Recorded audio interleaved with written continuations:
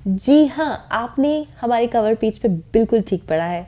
हम इस वीडियो में आपके साथ वो प्रोग्राम शेयर करने वाले हैं जिसके थ्रू आप कनाडा का वर्क परमिट ले सकते हैं सिर्फ 2 वीक्स में। आपको कोई आइल्स नहीं चाहिए, कोई लम्बिया नहीं चाहिए, आपको कोई बैचलर्स और मास्टर्स डिग्री की भी रिक्वायरमेंट नहीं है। यानी कि सिर्फ स्कूल कंप्लीट होने के बाद भी आप इस प्रोग्राम के लिए एलिजिबल हो सकते हैं। तो वो एलिजिबिलिटी क्राइटेरिया क्या है और कैसे इस प्रोग्राम के लिए अप्लाई किया जाता है, ये सब हम आपको इसी वीडियो में बताने वाले हैं। So please stay tuned till the end. Hello everyone, welcome back to our channel let's talk Canada. If you are new to our channel, then please subscribe to our channel right now itself and hit the notification button as well so that you don't miss any of our future videos. हम लोगों ने already बहुत सारी videos बनाई हैं Canada immigration और life in Canada पे, जो कि आप हमारे चैनल पे जाकर देख सकते हैं। उन वीडियोस को ज़रूर देखिए, आपके लिए बहुत सारे टॉपिक्स हेल्पफुल हो सकते हैं। और अगर हमारा कंटेंट अच्छा लगे तो हमें कमेंट सेक्शन में ज़रूर बताएं और अपने फ्रेंड्स फैमिली के साथ शेयर भी ज़रूर करें और वीडियो को लाइक भी कर देना। चलिए अब चलते हैं आज के टॉपिक पे, जो कि होने वाला है work permit in Canada. But उससे पहले हम एक जनरल सिचुएशन की बात कर लेते हैं। क्यों कनाडा वर्क परमिट के बिना एम्प्लॉयर्स किसी को कंसिडर नहीं करते हैं किसी पर्टिकुलर जॉब के लिए?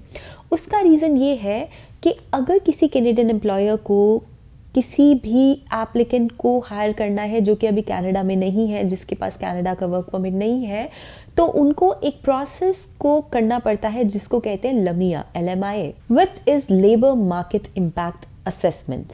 उनको इस प्रोसेस के थ्रू ये शो करना पड़ता है कि जिस पोजीशन को वो फिल करने का ट्राई कर रहे हैं उसके लिए उन्हें लोकली कोई भी क्वालिफाइड पर्सन नहीं मिल पा रहा है, इसीलिए वो अब्रॉड से किसी को लाने का ट्राई कर रहे हैं कनाडा में काम करने के लिए, उनको वर्क परमिट दिलवा करके। अब ये प्रोसेस होता है बहुत ही टाइम कंज्यूमिंग। उनको पहले तो 3 पोर्टल्स पे अलग अलग जगह जॉब पोस्ट डालनी पड़ती है, जॉब एडवर्टाइजमेंट डालनी पड़ती है, which is of course not free, and then LMIA itself cost like $1,000. So this is quite a lot of work and quite expensive for any employer जिसको यहाँ से locally talent मिल ही जाना है, and that is why Canadian employers prefer to hire someone locally. लेकिन जिस process की आज हम आपके साथ बात करने वाले हैं उसमें लमिया चाहिए ही नहीं है, इसलिए कैनेडियन एम्प्लॉयर्स दूसरी कंट्री से भी पोजीशंस फिल कर सकते हैं इस प्रोग्राम के through, which is called international mobility program, IMP. So what is International Mobility Program? It is a program through which Canadian employers can directly hire global talent to fill in the open positions they have, and they can bring them to Canada on open work permit if those positions serve the cultural and economic interests of Canada. They can directly offer you the open positions और उसके through आप work permit के लिए apply करते हैं, and आपकी application process की जाती है बस 2 वीक्स में, which is really quick way of entering Canada, which is really time saving for not just you but for your employer as well. तो अब देखते हैं कि IMP वर्क कैसे करता है और कैसे आप इस प्रोग्राम के थ्रू PR भी ले सकते हैं कनाडा में। तो सबसे पहले आपके एम्प्लॉयर को IRCC को डायरेक्टली एक फ़ी पे करनी होती है इस प्रोग्राम को यूज़ करने के लिए, which is $230, and then they create a job post on IRCC's portal. They have to mention everything about that job, the minimum education requirement, the years of work experience requirement, and also they have to mention the salary and the benefits that they are going to offer. और जब employer ने ये job opening, job की post IRCC के portal पे डाल दी है, तो उसके बाद उनको मिलता है एक 7 डिजिट का offer of employment number, which is what you need. तो अगर वो एम्प्लॉयर आपको हायर करने में इंटरेस्टेड है इस प्रोग्राम के थ्रू, तो वो आपको देंगे वो 7 डिजिट नंबर, जिसको आप डालते हैं आपकी वर्क परमिट एप्लीकेशन पे, एंड आप अप्लाई करते हैं, and you get your work permit approval within 2 weeks. इसके बाद आपको मिलता है एक letter of introduction with which you land in Canada. Now you can work in Canada.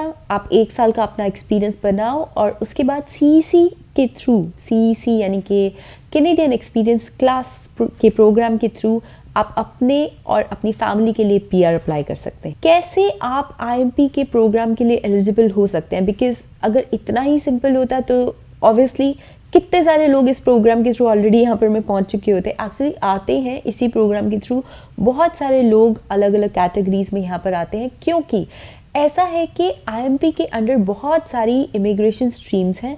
आपको उनको स्टडी करना होगा, देखना होगा कि उनके एलिजिबिलिटी क्राइटेरियाज क्या हैं और आप कौन से इमिग्रेशन प्रोग्राम के लिए क्वालिफाई कर सकते हैं। So let's see which are those immigration program. First one is this, as you can read, graduate work permit program, which is for those who have studied at and graduated from a Canadian designated learning institution. Next one is reciprocal youth exchange arrangement. Third is international free trade agreement. Fourth, which is really simple and the most common one that everyone tries to use, is intra company transfer. इसके लिए eligibility simple है कि आप किसी ऐसी company में job कर रहे हो जिसका ऑफिस कनाडा में भी है, आप उनको कन्विंस कर पाओ कनाडा ऑफिस में जॉब के लिए, और अगर वो आपको कोई जॉब ऑफर करने को तैयार है तो वो ये प्लेटफॉर्म यूज़ कर सकते हैं, आईआरसीसी का पोर्टल यूज़ कर सकते हैं वहाँ एक जॉब क्रिएट करने के लिए, और वो उस जॉब का 7 digit offer of employment number आपको दे सकते हैं, जिसके थ्रू आप अपनी वर्क परमिट की एप्लीकेशन कंप्लीट करके सिर्फ 2 वीक्स में यहाँ आ सकते हैं। Next is the bridging open permit. ये कैटेगरी उन लोगों के लिए है जो कनाडा पीआर का वेट कर रहे हैं और मीनवाइल यहाँ आकर के काम करना चाहते हैं, और ऐसे बहुत सारे एप्लीकेंट्स हैं ही अभी 2019 और 2020 के, so this can be really useful for them. Last one is a category of circumstances of social और कल्चरल बेनिफिट्स ऑफ कनाडा। चलिए अब इस प्रोसेस के चैलेंजेस के बारे में बात कर लेते हैं। तो ये तो हो गई उन सभी इमिग्रेशन स्ट्रीम्स की बात जिनके थ्रू आप आईएमपी के थ्रू कनाडा बस 2 वीक्स में आ सकते हैं, बट अब चलिए इस प्रोग्राम के चैलेंजेस की भी बात कर लेते हैं।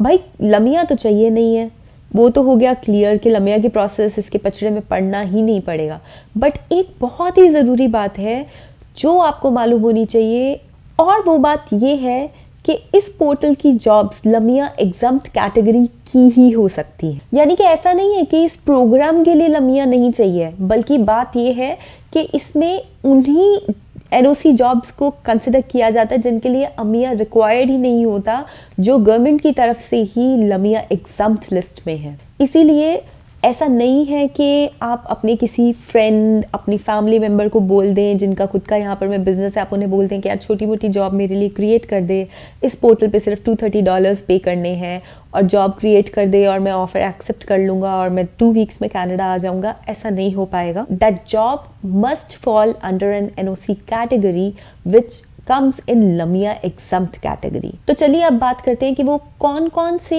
एनओसी कोड्स हैं जो कि लमिया एग्जम्प्ट कैटेगरी में आते हैं। तो जैसे कि अब आप स्क्रीन पर देख सकते हैं, this is the list of LMIA exempt codes.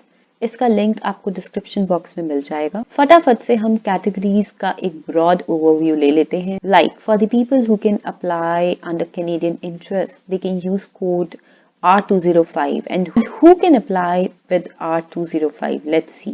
So R205 Canadian interest can be used by airline personnel, interns with international organizations recognized under the Foreign Missions and International Organization Act, foreign physicians coming to work in Quebec, and so on. And then there is code R207, which can be used when any permanent residents are creating job offers for nannies and live-in caregivers for their parents or elderly in the house. And then there is a category of vulnerable workers, which is R207, and also code R205, the code for Canadian interest, can be used by professors or visiting lecturers who want like a short-term open work permit, like 3 months or so. And then the people from performing arts, they can also use this program to get work permit in Canada. So there are many categories and you can go through this list. Like for PhD fellows and award recipients, there is Lamia exempt code C44.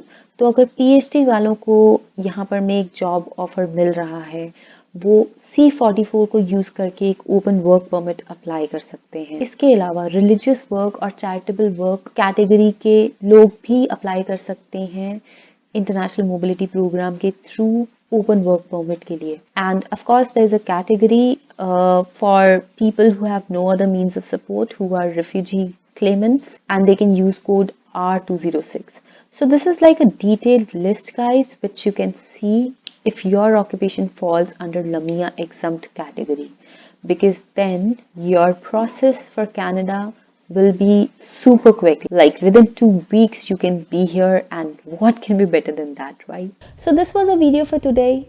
International Mobility Program. We hope you liked our video, you liked the content, you found it useful. अगर आपको हमारा content अच्छा लगा है तो please हमारे channel को subscribe करना बिल्कुल भी ना भूलें. And please like and share our video with your friends and family. And thanks for watching our video today.